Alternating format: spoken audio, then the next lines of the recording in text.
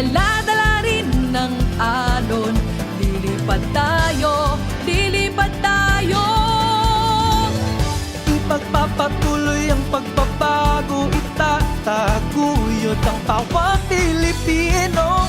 Sa kanyang talino, aahon tayo. Lilipad na ang agila, magtatanggol, magmamahal sa ating bansa. Lilipad na ang agila, at bagong araw at pag-asa'y kanyang dala. Sa kanyang mga pakpak, Kasama tayo sa paglipad, sa taglay niyang lakas, hindi tayo magtitibag.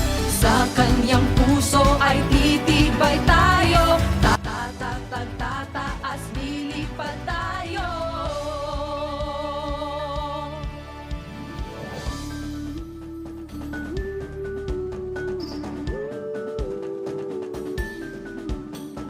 Lilipad na ang agila, pagbabago ay itutuloy niya.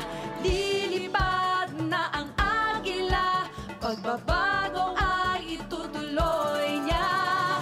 Lilipad na ang agila, pagbabago ay itutuloy niya. Lilipad na ang agila, pagbabago ay itutuloy niya.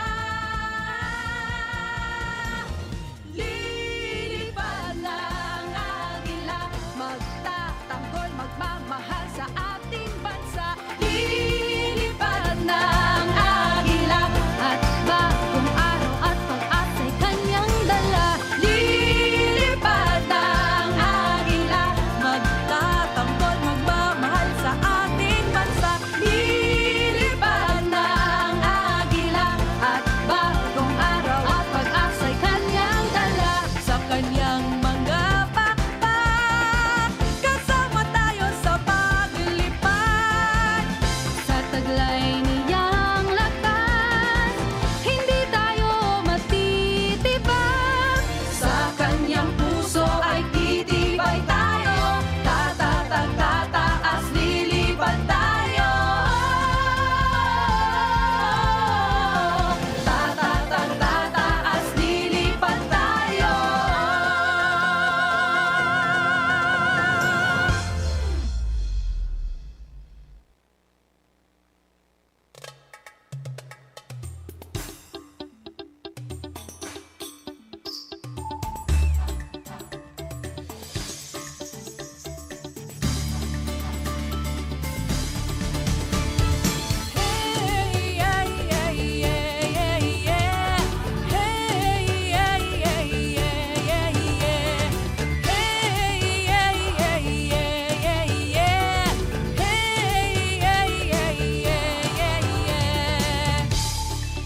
Nang si Digong ay umupo, sasamang tao ay nagtago. Sa kanyang pamumuno, bayan ay tumayo. Mga nagpahirap sa atin ay sumuko. Akala natin ay panaginip lang, ang katahimikang nararamdaman. Akala natin ay pangarap lang, ang ginhawang nararanasan. Dahil sa pinunong may puso, panatag ang bansa. Dahil sa pinunong may malasakit, matatag na ang bansa. Ikaw, Inday Sara, ikaw ang kailangan. Nabubukod tanging pag-asa ng bayan. Sa'yo umaasa, sana ay pakinggan. Ituloy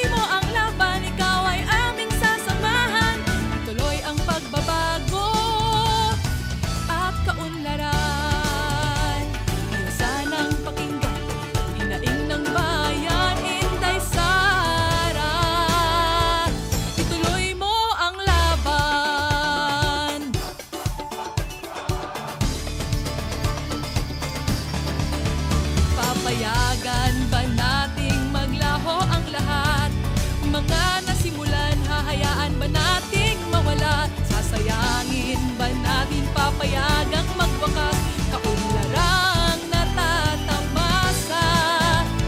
Diyos sanang pakinggan, hinaing ng bayan, Inday Sara. Ituloy mo ang laban. Ikaw, Inday Sara, ikaw ang kailangan. Dapat pantay-pantay ang lahat. Walang kasarian, edad o relihiyon. Walang mahirap, walang mayaman. Ang kailangan ng bansa, pagkakaisa ng bayan, disiplinadong mamamayan, tuloy-tuloy na kaunlaran. Inday, love you! Huwag ka mag-alala, number one kita! Siya'y isang simpleng tao, aking napatunayan. Mapagpakumbaba sa madla at maging sa kaibigan. Siya ay idolo ng marami, matanda at kabataan. Idolo ng inyong lingkod at tunay kong hinahangaan. At ngayong nakita ko na ang tunay na agila sa buong Pilipinas, siya'y aking ipapakilala. Eto na, Inday Sara, here she comes. Duterte! Eto na, Inday Sara, here she comes. Duterte! Di tayo pababayaan, bayan ay aalagaan. Eto na, Inday Sara, here she comes. Duterte! Eto na, Inday Sara, here she comes. Eto na, Inday Sara, here she comes. Duterte! Di tayo pababayaan, bayan ay aalagaan. Eto na, Inday Sara, here she comes. Duterte! Assalamualaikum warahmatullahi wabarakatuh sa mga kapatid nating Muslim. Mayang buntag at magandang umaga po sa inyong lahat at welcome po dito sa Sara All For You. Live po tayo ngayong muli, ngayong araw ng Huwebes. Sa ngalan po ni Mayor Sara Duterte, ako po inyong lingkod, Tek Ocampo.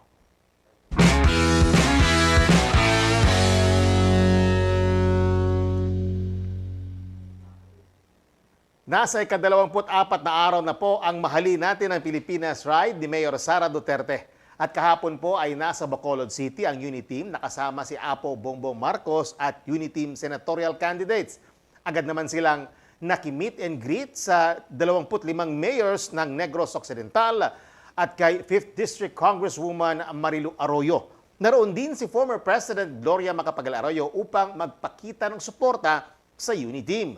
Dumalo rin ang alkalde sa grand opening ng Sara Run Negros Movement and BBM Sara Unified Visayas. Nagkaroon naman ng caravan ng unit team sa buong lungsod na mainit naman itong inabangan at sinalubong ng mga Negrense.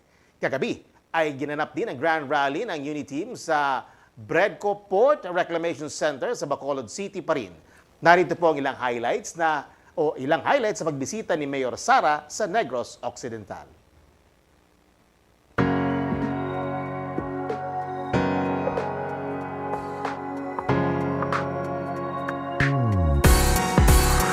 Sana all, kami ay nandyan. Basta sana all, kasama mo buong bayan. Sana all. Been President DMA. Ma'am, you are campaigning as hard as the actual candidate. Maraming salamat. The main message of the unity team, Bongbong Marcos and Sara Duterte and all our senators, is that we all start with coming together in unity towards one direction. Ibalik na muna natin yung mga trabaho na nawala sa pandemya and tuloy-tuloy na tayo from there on. Sa iyong mga pakpak ating bansa. Sana all, kami ay nandyan. Basta sana all, kasama mo buong bayan. Sana all, ika'y pag-asa ng bansa. Sana all, para magkaisa na. Inday Sara, ang hiling ng mga masa na pinunong susunod may talino. O Inday Sara, mahikayat ka na sana tumakbo at maging aming Pangulo. Ikaw ang aming agila, nalilipad hanggang tala sa iyong mga pakpak ating bansa. Sana all, kami ay nandyan. Basta Basta sana all, kasama mo buong bayan. Sana all, ika'y pag-asa ng bansa. Sana all, para magkaisa na kami ay nandyan. Basta sana all, kasama mo buong bayan. Sana all, ika'y pag-asa ng bansa. Sana all, para magkaisa na. Para magkaisa na. Para magkaisa.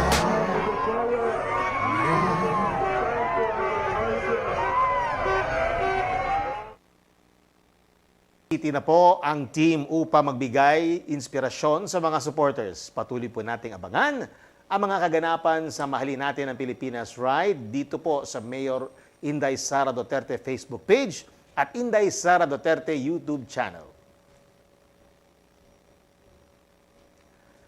Samantala, mula pa nung high school, siya nakitaan na ng kakaibang talento si Mayor Sara ayon sa kanyang teacher.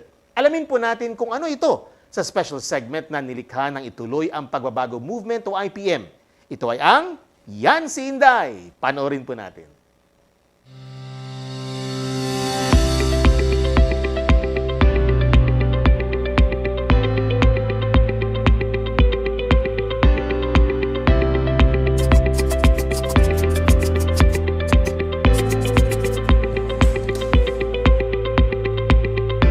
Mayor Inday Sara Duterte was my former third year and fourth year student. So ako po ang naging English 9 and 10 teacher ni Mayor Inday Sara.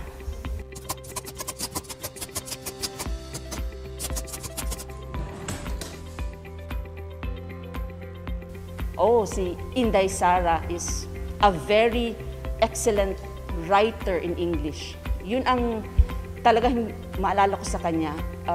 She's silent pero may substance siya.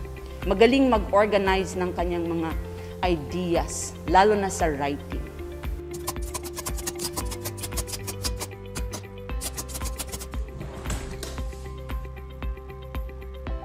Hindi naman sa mahirap and sa madali.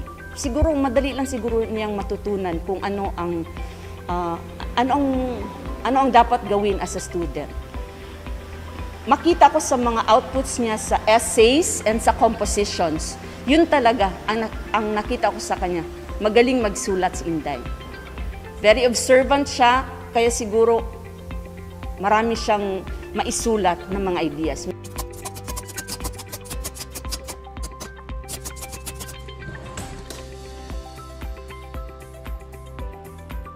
Hindi ko yun ma-confirm kung ako lang ha.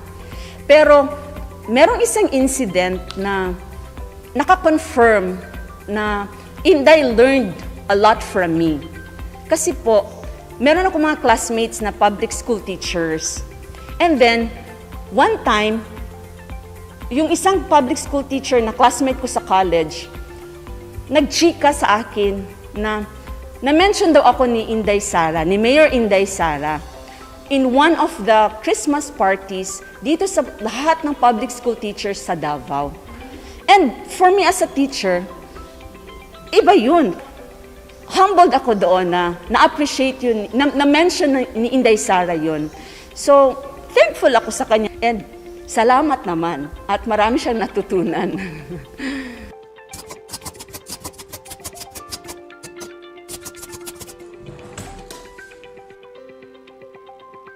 Happened noong 2015. Kasi among my many students sa PWC, naging vice mayor na siya ha, naging host na ng GMA. Pero she remembered me nung namatay yung asawa ko. She was my only student na bumisita doon sa wake ng asawa ko. And dinala niya yung collected money lang ng kanyang batchmates. Action of parang gratefulness niya, gratitude niya sa kanyang teacher.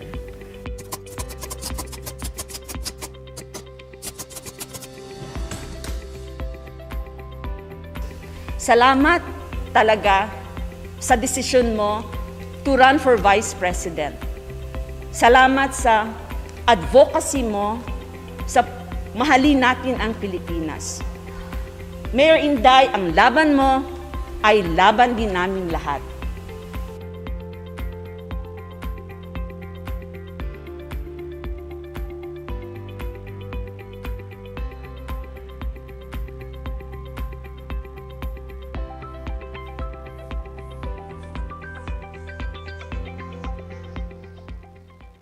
Ang turo ng aking mga magulang sa aking pagtatrabaho, dapat pantay-pantay ang lahat.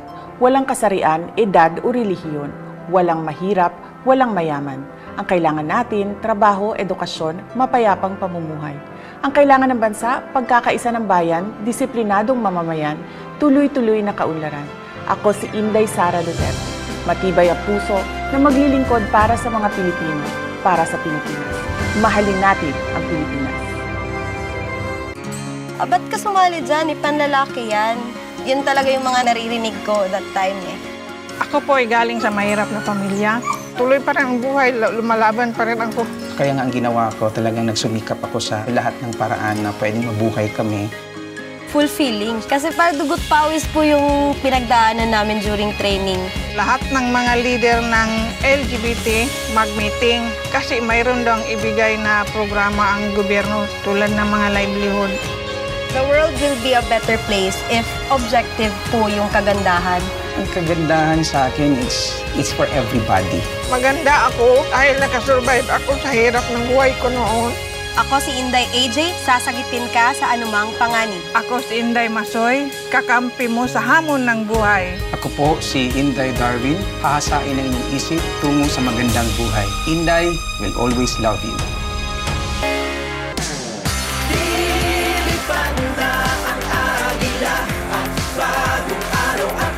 Sa kanyang dala, sa kanyang mga papag, kasama tayo sa paglipad. Sa kanyang puso ay titibay tayo, tataas lilipad tayo. Inday Sara, sa'yo lang umaasa.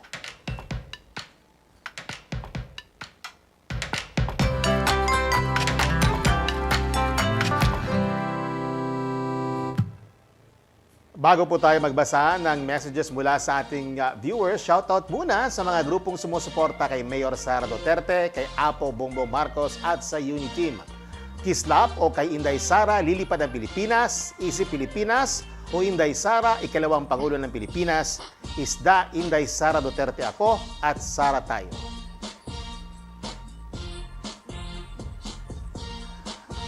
Message mula kay Arlene Bustriguez. Mahal ka namin, Ma'am Sara. I'm sure matutuwa si Mayor Sara nito at I'm sure mahal niya rin kayo. Maraming salamat sa inyong suporta. Mula naman kay Rowena Sala, God bless Uniteam for the good of the Philippines. Maraming salamat sa inyong patuloy na pagsuporta sa BBM Sara Uniteam. Maraming salamat po. Mula naman kay Christian Basilio, ingat po palagi Ma'am Inday Sara. Solid po kami ng family ko. Ingat po. Love you. Future VP Inday Sara Duterte, Cariaga family from Caloocan. Maraming po salamat sa Cariaga family mula sa Caloocan City yung suporta kay Mayor Inday Sara. Maraming salamat po.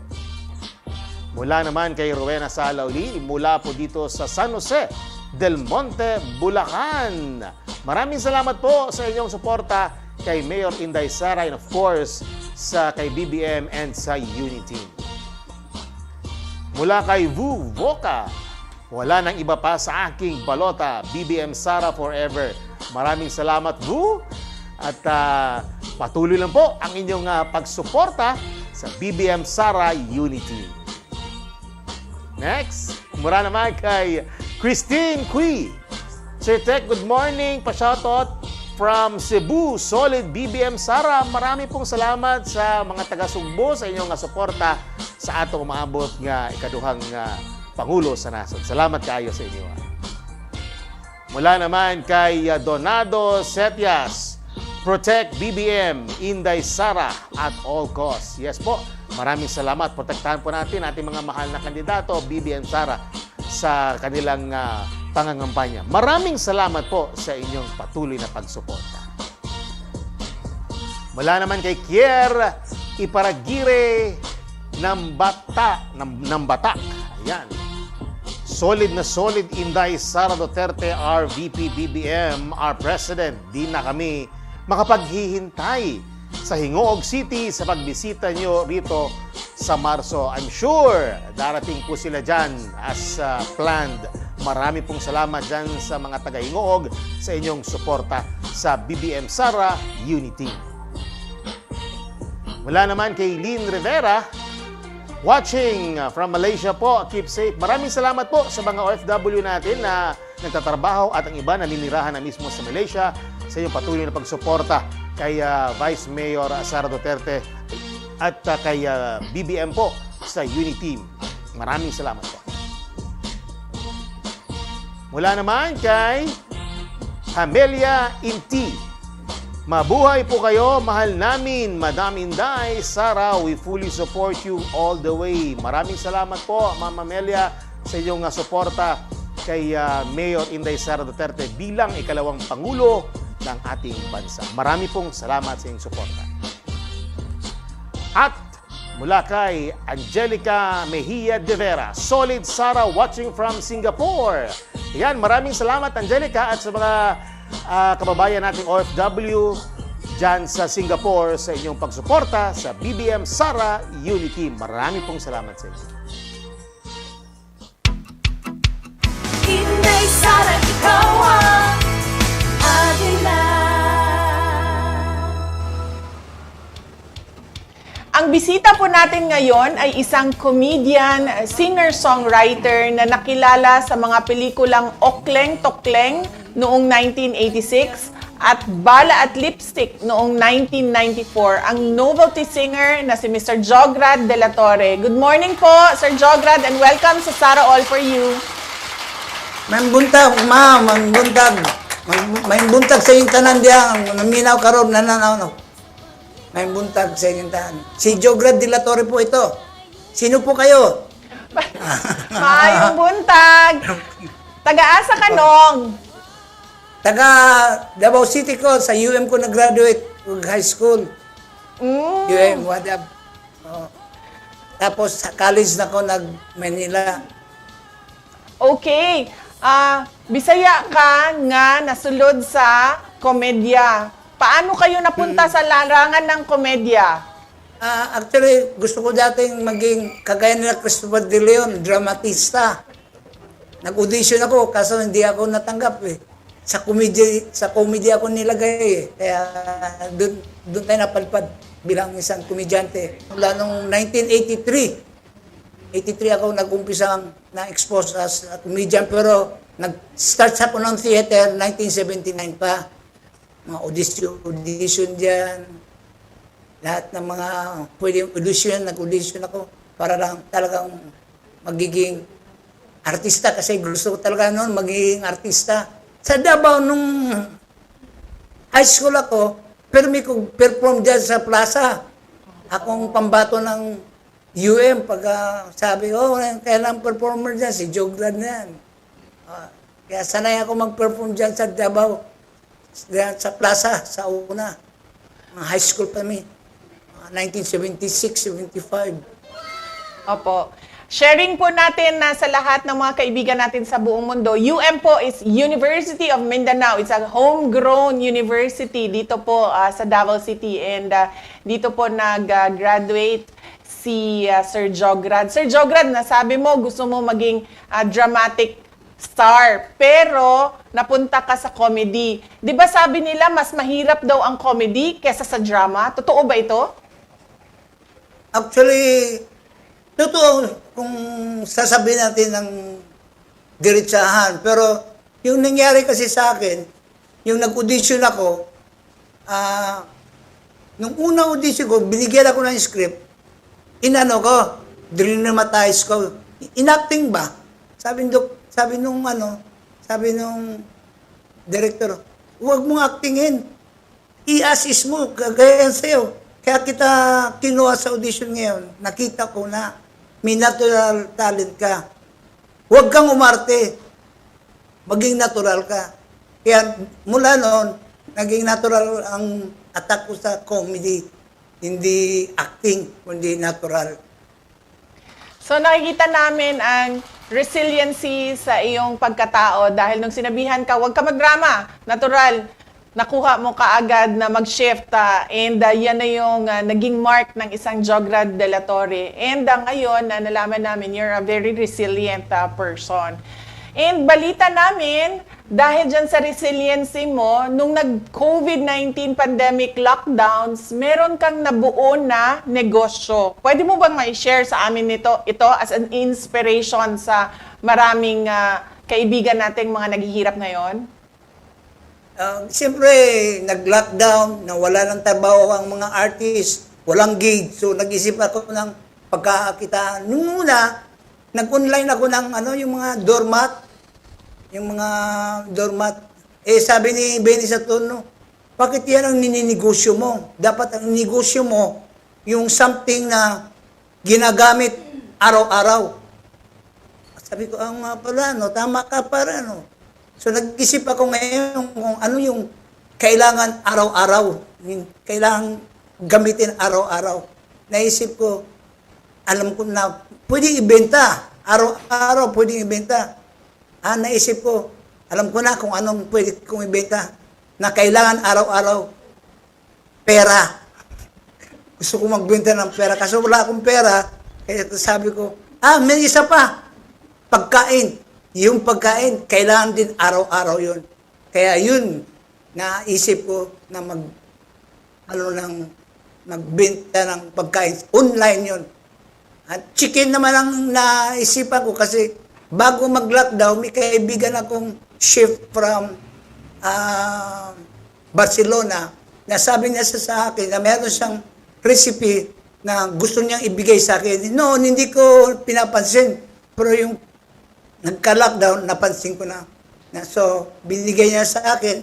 Sabi ko sa misis ko, magluluto ako. Sabi ni misis ko, ano? Magluluto ka? Marunong ka ba magluto? Magluto lang? Chicken. Anong lutuin mo? Hindi chicken. Nagluto ako ng chicken. So, start nandun. Nagbenta na ako dahan-dahan. Dumadami yung mga customers.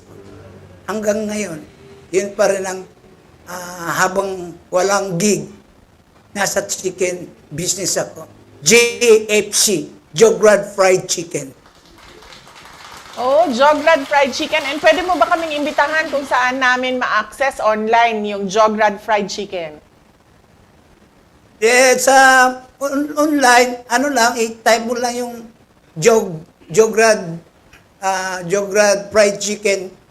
Nila sa online o di kaya sa messenger ko, Jog de la Torre, magme-message doon. O di kaya tumawag sa telephone number 0928-167-4707. Doon na. Pero meron akong physical house, physical store na somewhere in Quirino Avenue, Kantang Taft. Yan, meron akong physical store doon. Pero as of now, medyo hindi ko muna pinupuntahan, medyo nagkasakit tayo ng konti. Kaya napabayaan ko yung store, more online muna ako. Nagpapalakas muna ng ulit. Yes. Sir Jograd de la Torre, a story of resilience, no? Dito naman tayo sa versatility mo. Of course, artist ka, comedian ka, pero meron ka ding kanta na O Inday. Pwede mo bang ikwento sa amin paano nabuo ito? Actually, naisip ko tong kanta ito, supposedly it's a harana song. Isang kantang harana para sa iyo. Kaso lang, ginawa ko na lang siyang pang kampanya. Pero originally, it's a harana song for you. Thank you, Sir Jograd, kasi alam mo talaga, nung dalaga ako, hindi ko talaga nasubukan na maharana. And now, meron akong harana na galing kay Sir Jograd de la Torre. And maraming Minsan salamat. pag magkita tayo ng personal, madam, kantahin ko sa iyo yung harana version. Sige. Okay. Ay, bakit hindi pwede ngayon? Medyo matagal ko na hindi kinakanta eh. Okay, kailangan ng practice. Okay? Nabago na yung pang politika, pang campaign yung na-memorize ko eh. Kailangan natin ng Pero basically siya, Inday, ikaw ang pag-asa, tulad mo ay ikaw parang ang ganda mo sa aking mga mata. Tulad mo ay bituin para sa mabulaklak. Para maraming salamat sa iyong pagmamahal. Something like that. Parang nangliligaw na pero ang point ko doon, it's a song na mamahalin ka ng tao.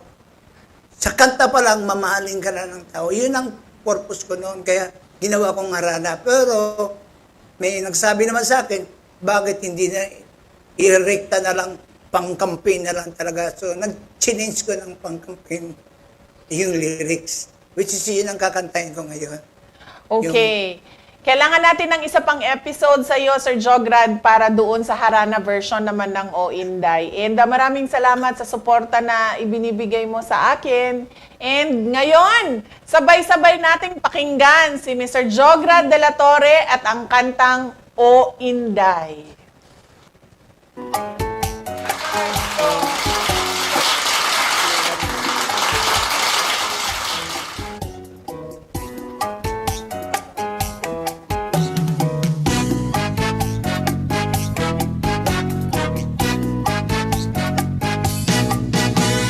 Inday, ikaw ang pag-asa, ang isang tulad mong ang kailangan ng ating bansa. Inday, tapat ka at matuwid, kailangan ang iyong kabutihan. O Inday, ikaw ang bukas, tuloy-tuloy ang pagbabago sa ating lakas. Inday, ikaw ang aming gabay, dala mo'y maunlad at mabuting buhay. Inday Sara, pangalawang pangulo ko. Inday Sara, kailangan ka ng bayan ko. Inday Sara, ituloy mo ang pagbabago. Oh, Inday, ikaw ang bukas, tuloy-tuloy ang pagbabago sa iyong landas. Inday, ikaw ang aming gabay, tulad mong maunlad at mabuting buhay. Inday Sara, ituloy mo ang pagbabago.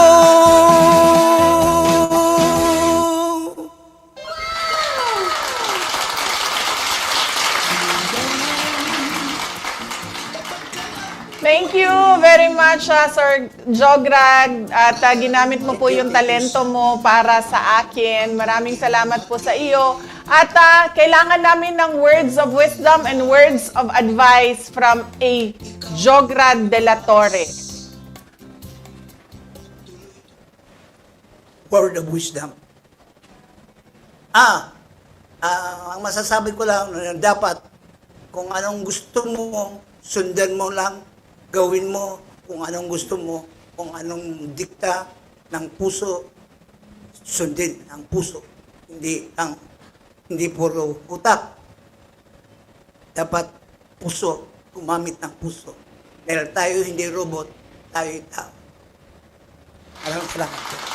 Yes, maraming salamat from Sir Jograd de la Torre. Sundin mo ang gusto mo, sundin mo ang puso mo. Thank you very much at stay safe po. Ingat po kayo and see you soon. Yes, thank you. Salamat po. Bago tayo magpaalam, shoutout muna sa mga grupong patuloy ang suporta kay Mayor Sara Apo Bongbong Marcos at sa buong unit team. Super Inday, Sara All, Masada, Marcos Sara Duterte Alliance, Inday Cares, at iba't ibang BBM Sara Unit Team chapters sa buong mundo. At shoutout din po kay Barangay Kapitan Premi Atilio ng Barangay 37-D at kay Barangay Captain Gary Bariga ng 39-D. At dyan po nagtatapos ang Sara All for You ngayong araw ng Huwebes. Maraming salamat po sa inyong patuloy na pagsubaybay. Muli pong paalala sa lahat, patuloy po tayong mag-ingat laban sa COVID-19. Kaya always wear your face mask, observe social distancing, at magpabakuna o booster shot po tayong lahat. At sa ngalan ni Mayor Sara Duterte, ako po ang inyong lingkod, puso at serbisyo, Teco Campo. At ito po ang Sara All for You.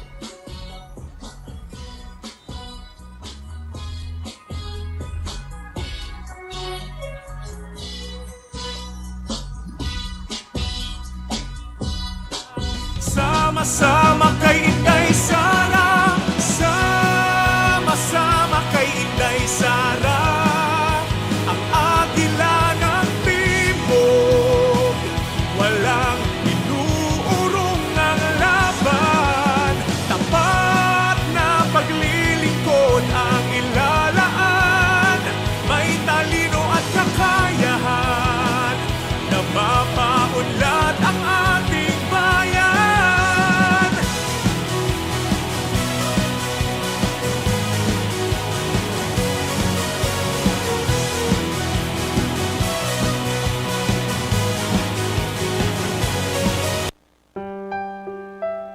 Sara Zimmerman Duterte is a Filipino politician and lawyer. She is popularly known in the Philippines as Inday Sara. The nickname Inday means beloved in the Visayan language. In her baptism records, her name is Sara Vicenta, in honor of her grandfather, Vicente. She is the second child of Rodrigo Roa Duterte, the 16th President of the Republic of the Philippines, and Elizabeth Zimmerman Duterte, a former flight attendant and teacher. Sara is the first ever elected woman and the youngest vice mayor and mayor of Davao City. Her life is profoundly backdropped by her family's long history in politics and public service. Her socio-political acumen and leadership skills have been sharpened by the Duterte family's tradition of working in the government and serving the people. Sara's grandfather, lawyer Vicente Tete Gonzales Duterte, was governor of the then undivided Davao Province from 1959 to 1965. For 3 years, starting 1965, he served as the Secretary of General Services of former President Ferdinand Marcos. Before this, he served as acting mayor of Cebu's municipality of Danao from 1946 to 1948. Sara's Lolo Tete was a man remembered by many for his humility and magnanimity. Her grandmother, Soledad Gonzales Roa, was an educator who established a foundation in Davao City that served indigenous people's children needing education. On the other hand, Sara's maternal ancestry provided her with an acute understanding of the heart of the working class. Her maternal grandfather, Godofredo Baldazo Zimmerman, was the son of George John Zimmerman, a German-American missionary, and Cristita Baldazo, who hailed from Hilongos, Leyte. Her Lolo Godo worked his way up from crew to ship captain. Sara's grandmother, Purissima Puring Fortunado Abellana, was an exuberant popular vendor in Davao City's Bangkerohan and Manila's Baclaran markets.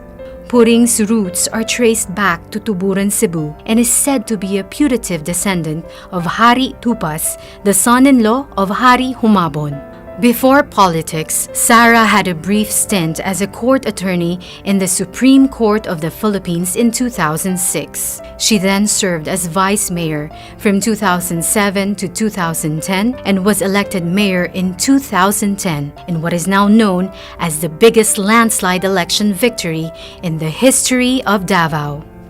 Although a newcomer in 2007, Sara demonstrated transformational leadership skills among the members of the City Council. Her colleague, the veteran legislator Pilar Braga, described her as a firm, principled, tactful negotiator, pacifier, and fearless administrator. One of the landmark legislation passed when she was vice mayor was the Watershed Code of Davao. It aims to protect, conserve, and manage the watershed areas of the city. Her landmark project while serving vice mayor was Inday para sa Barangay, a whole-of-government approach to service every year in each of the 182 barangays of the city.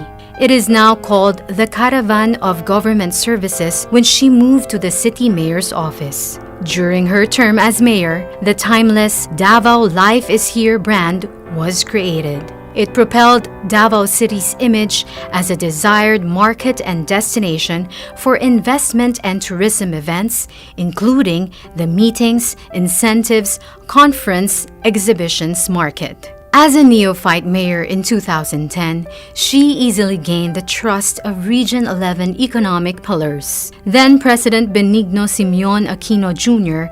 appointed her as chairperson of the Regional Development Council. The RDC under her leadership made notable accomplishments that propelled the region. She was also selected as a NEDA Board Regional Development Committee Mindanao Area Committee chairperson.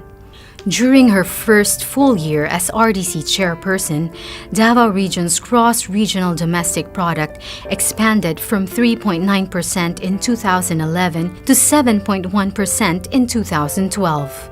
Because of this notable accomplishment, Sara was lauded by Joey Salceda, a prominent economist and well-respected member of the House of Representatives, as someone with an enlightened leadership style and sophisticated economic thinking. Under Sara's leadership, Davao City soared to greater heights and emerged as a premier city in Mindanao. For the short period of 2011 to 2013, Davao City received 36 awards, citations, and recognitions for good governance, business, tourism, health, environment, fiscal management, transparency, among others. Sara served as a regional officer of the National Movement of Young Legislators in 2007 to 2010 and served as officer in the National Executive Board of the League of Cities Philippines in 2010 to 2013. At this point, she already figured in the early surveys for senators in the 2013 elections, even if she was underage.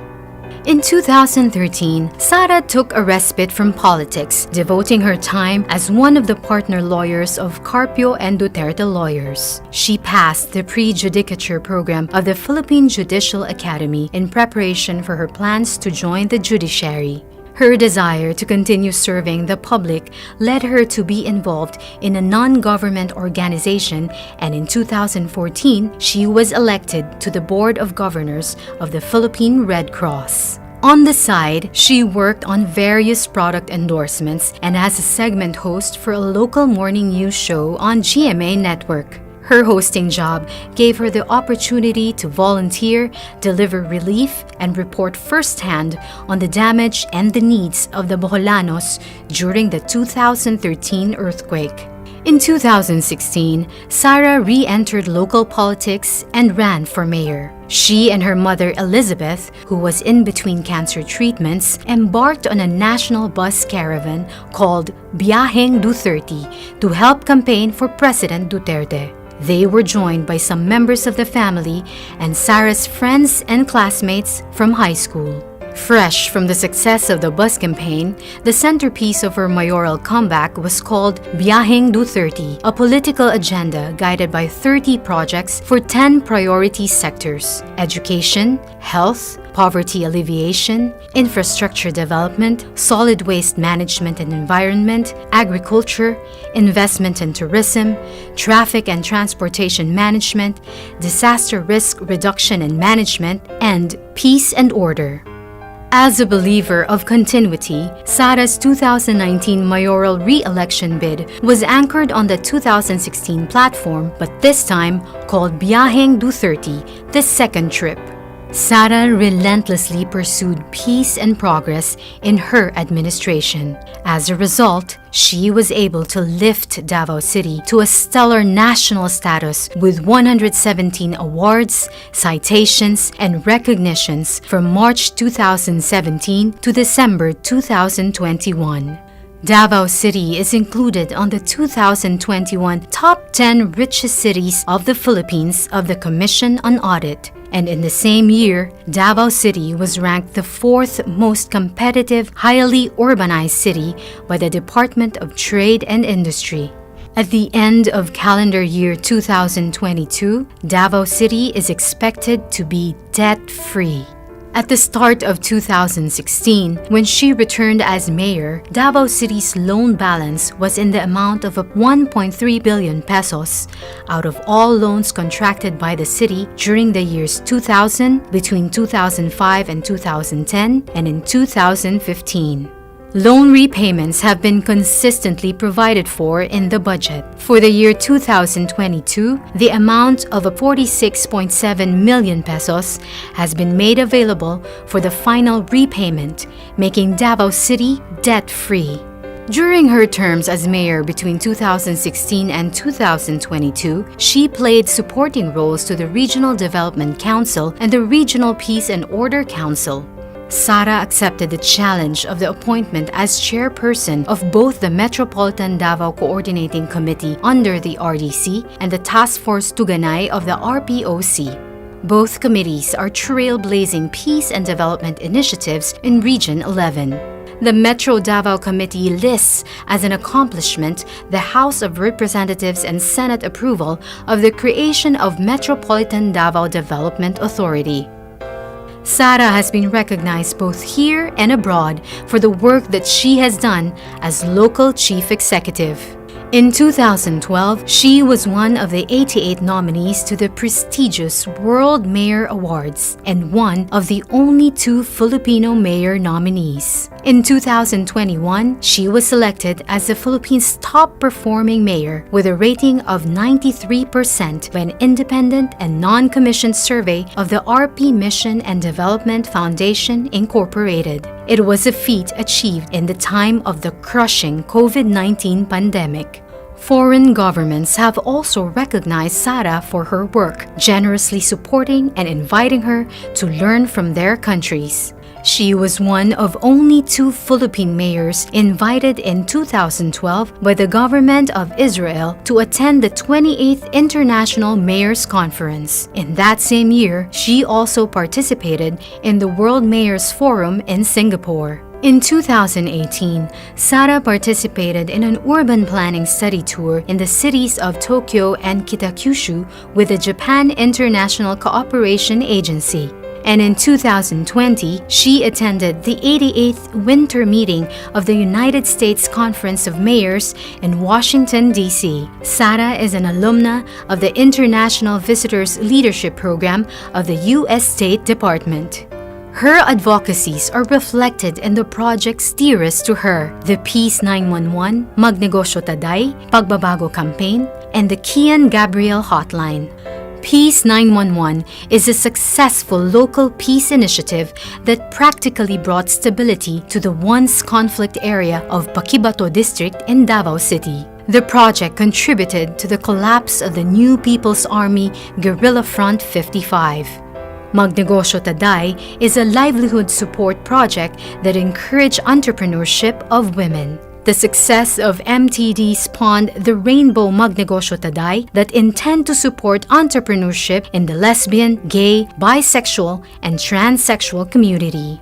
The Pagbabago campaign is a two-pronged approach to solving interlocking problems related to poverty, children's education, and responsible parenthood. Through the Pagbabago campaign, children and parents in the communities are given bags branded as Pagbabago that contain reading materials on the importance of education and responsible parenting. Sara personally delivers these bags to children and parents. She uses her voice and influence to steer families into the right path out of poverty. The Kian Gabriel hotline was created to allow anonymous reporting of child neglect and abuse that paved the way to rescue children in distress. The hotline was created in memory of 2 children in Davao City who died because of abuse. Since its operationalization in October 2016 and as of January 2022, no child has died at the hands of abusers in the city. In 2018, Sara led the creation of Hugpong ng Pagbabago, a region-wide political party aimed at creating a strong, peaceful, and developed region that can become a symbol of hope for our country's progress. Just like in 2016, she also went around the country in 2019, but this time on her favorite big bike, a 900cc Yamaha XSR, she fondly named Ella to help campaign for senator candidates. In November 2021, Sara took her oath as a member of the Lakas Christian Muslim Democrats National Party. Sara is currently the chairperson of both the HNP and Lakas CMD. Sara is an adopted member of the Philippine Military Academy Maharlika class of 1984 and the Philippine National Police Academy Tagapagkalinga class of 1991. She is a member of the Philippine Coast Guard Auxiliary and the Armed Forces of the Philippines Army Reserve Command. She holds the rank of Colonel and is currently the Assistant Brigade Commander of the 2202nd Ready Reserve Combined Arms Brigade, Philippine Army. She has received several medals, ribbons, badges, and citations for her work in Davao in support of the Armed Forces of the Philippines. She also received a presidential award from former President Benigno Simeon Aquino Jr. and the Philippine Commission for the Urban Poor in December 2011. And in August 2021, Sara was celebrated by Asia Pacific Luminaire Awards as someone who has contributed to the creation of a brighter future. Sara is a Bachelor of Science in Respiratory Therapy graduate from the San Pedro College in Davao City. She received her Juris Doctor degree from the San Sebastian College Recoletos in the city of Manila. She was presented as one of the 30 most outstanding St. Augustine awardees of San Sebastian in January 2014 and was granted by the San Sebastian College of Law the Distinguished Alumna Award for Public Service in February 2020. She also received the Distinguished Woman of Service Award from the San Beda College Alumni Association in February 2011. Sara spent 4 years of law school at the San Beda and her final year in San Sebastian. Sara is a graduate in 2011 of the twin program of the Armed Forces of the Philippines Command and General Staff College, General Staff Course, and the Development Academy of the Philippines, Master of Public Management. Sara is blessed as an adopted member of the Ate tribe of Davao City in 2013. She was given the name Bio Simulun. She is also an adopted daughter of the province of Camarines Sur and the city of Tangub, and in 2019, she was blessed as an adopted daughter of the province of Abras Tingyan tribe, given the name Dulimaman, which was inspired from the courageous heroine in the tribe's epic Wadagan Ken Dulimaman.